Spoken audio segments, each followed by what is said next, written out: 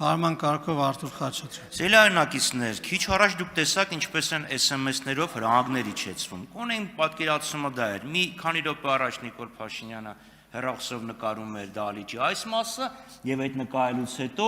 Վահագն Ալեքսանյանի մոտ հարց ծագեց մեր խմբակցության քվեարկությունների մասին։ Շնորհակալություն, պարոն Խաչատրյան։ Ես ուրիշի գրագրությունը չեմ նայում, շնորհակալություն։ Պարոն Խաչատրյան, որ չեք նայում, ոնց է գնահատականներ հնչեցնում։ Խնդրում եմ լռություն դահլիճում։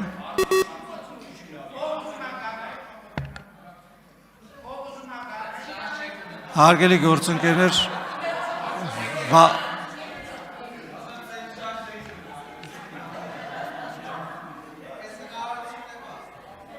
Վահագն Ալեքսանյան վարման կարգով եւ պարոն Ալեքսանյան, այս հարցը թույլ եմ տալիս հնչեցնել, որովհետեւ ձեր անունը հնչեցրել է պատգամավորը, համեցեք։ Շնորհակալություն,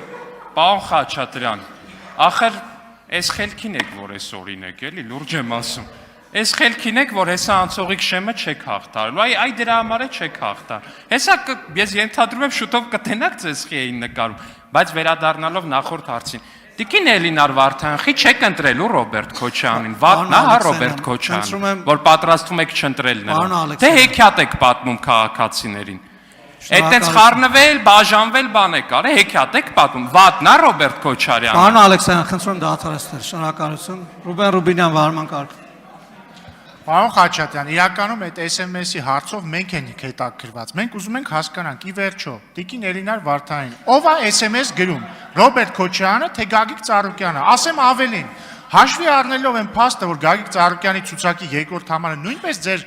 խմբակցության պատգամավոր էր, մեզ հետաքրքիր է, երկրորդ համարին ով է SMS գրում, կամ նույն Գագիկ Ծառուկյանին ով է SMS գրում, Քոչարյանը, թե ուրիշը, թե օրինակ Ալեքսանդր Լուկաշենկոն։ Դա է մեզ հետաքրքիր։ Կամ ասենք բան այն ռուսաստանցի օլիգարխի ցուցակի երկրորդ համարն էր, ձեր խմբակցության պատգամավորներ, ով է իրանց SMS գրում, Քոչարյանը, Կալուգա քաղաքի հարկայինի պետի տեղակալը, այդ ենք ուզում հասկանանք ընդամենը։ Շնորհակալություն։